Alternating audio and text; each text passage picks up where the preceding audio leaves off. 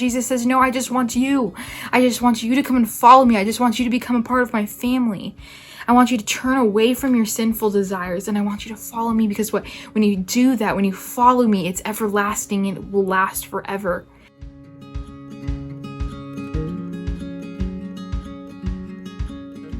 Hey there, you guys. Welcome to my channel, and welcome to my channel if you are new. If you are new, hi, I'm Abigail. I make Christian videos every week to help you guys to let the truth be told over your life. And in this week's video, I'm going to be talking a lot about the prodigal son and all of that kind of stuff. So if you guys are like this video, you guys can click this button in the description box and click the notification bell right next to it to be notified every time I upload a new video. So with that being said, let's just kind of jump into it. So in Bible times, when the father is about to pass on, he has a certain amount of money that goes to his kids. At the beginning of this story, this son comes up to his father and says, "Father, give me the share of the property that is coming to me." And the thing is when he says, "give me," he's basically saying that he wants the death of his father. He's saying, I don't care, you die, whatever, I just want the money. And he then takes that money and he goes out and spends it all. He goes out and indulges in what the world has to offer. It says in the Bible that he lived a reckless life, or he had reckless living, and he just went and indulged in all that he wanted, sex, all of these things. I'm trying to think of like what it would look like in today's time. It would be sex and drugs, and you can name it, buying as much and as many fancy cars as you want, all of these things. And then in the story, a famine came upon the land, and so he didn't have any money left. He didn't have food. So then he hired himself out to one of the men that lived in the village, and the men had him take the job of feeding the pigs. And the thing is in that time, pigs were very unclean animals. Like, if you touched a pig, you could not go and like even touch somebody else, just because they are considered to be unclean. And that was just kind of the culture in that time, is that you couldn't touch a person, and if you did, you would really be shamed upon your community. He's then sitting there, and he's being reminded about the servants that are back at his father's house, and how they are getting fed, and they're just the servants, and how just being a servant to his father is even better than just being, in this predicament that he's in. And so he's sitting there, and he's thinking in his head, and it says here, it says in verse 18, "I will arise and go to my father, and I will say to him, Father, I've sinned against heaven and before you. I am no longer worthy to be called your son. Treat me as one of your hired servants." And so, like, putting that into mind, it's like he's sitting there probably in that pig pen, and he's sitting there and he is filthy, and he's thinking, I'm just gonna go up to my father, I'm just gonna tell him, what, I've sinned against heaven and I've sinned against you. Just make me as one of your hired servants. You don't have to pay me anything. I'll just serve you. That's it. And he gets the courage up, and he begins to go home. And it says, "And he arose and came to his father. But while he was still a long way off, his father saw him and felt compassion, and ran and embraced him and kissed him." And I really want to stop there, and I want to talk about this, because this son, for one, has left his father.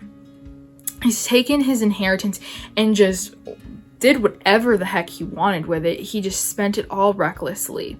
He's been with pigs, unclean animal that you're not supposed to be with. And his father runs. First of all, that's against society.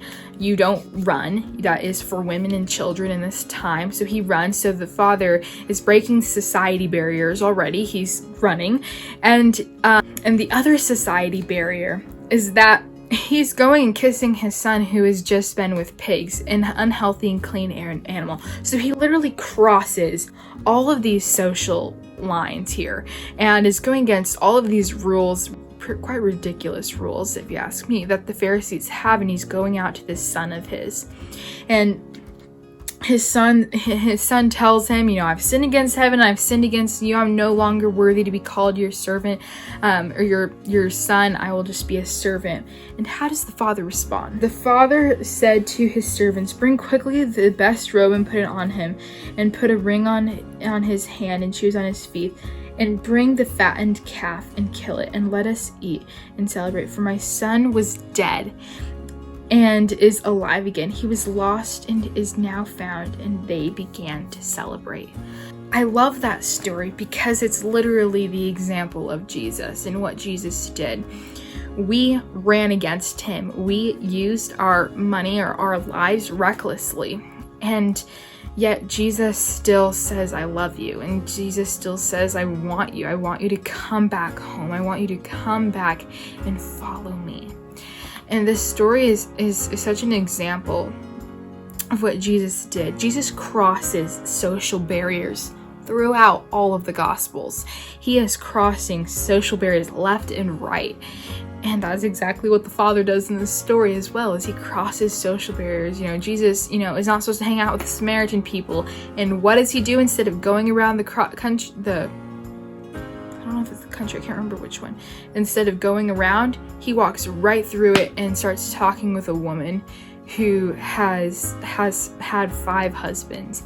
And yet he still chooses to talk to her. You see Paul, who was a persecutor of Christians, and yet Jesus still calls him to write literally like a good chunk of the New Testament. And he uses people like that to do his will.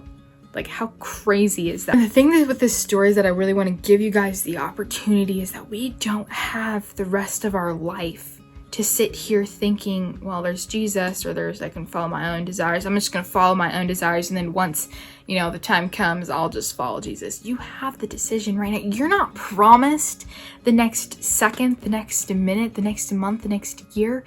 Your life could end today. All of those plans that you have then again, who has plans? It's 2020. But all of those plans that you might have for the future, those could all go away because you will die and you will then spend an eternity in hell. And I don't want that for you. I don't want you to live that way. And I want you to be able to live eternally with your Father. And so I ask you guys today, I ask you to make the decision in your heart and saying, yes, I'm going to believe in the Lord of Lords, and I'm going to choose to follow him for the rest of my life. I think there was a time in which I questioned my faith a lot. I had so many doubts, and I said, does God exist? Is this thing real?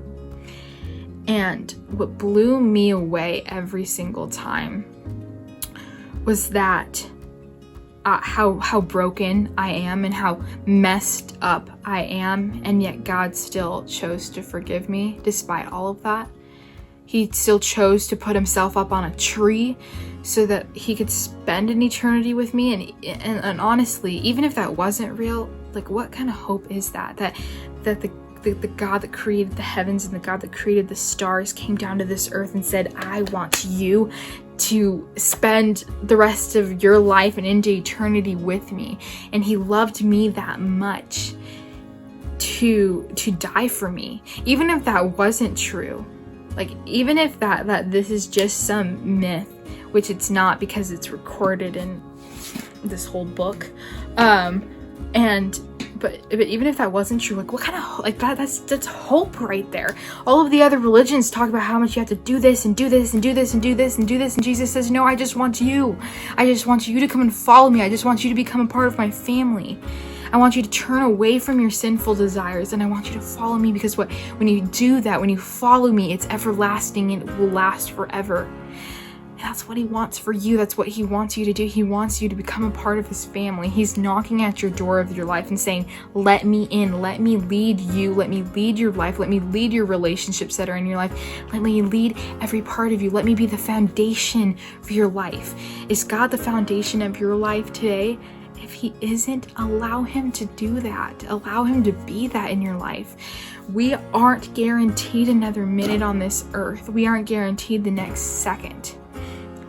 The decision has to be made at some point in your life, whether you will accept him and follow him.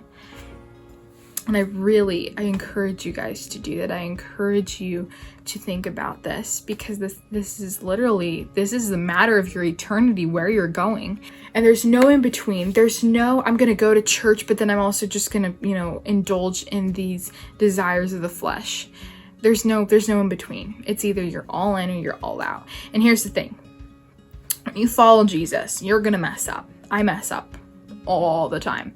And you're going to mess up and you're going to slip up, but there's always repentance, and you can always ask God and seek God for forgiveness. He wants you so badly, so badly. And he sent his son to die for you because of his love for you and because of how much he actually wanted you. And so today I ask you, will you accept Jesus into your heart and to lead your life and to be the foundation and the cornerstone of your life? I pray that this video encouraged you, and I pray that this, caused something to stir up in your heart.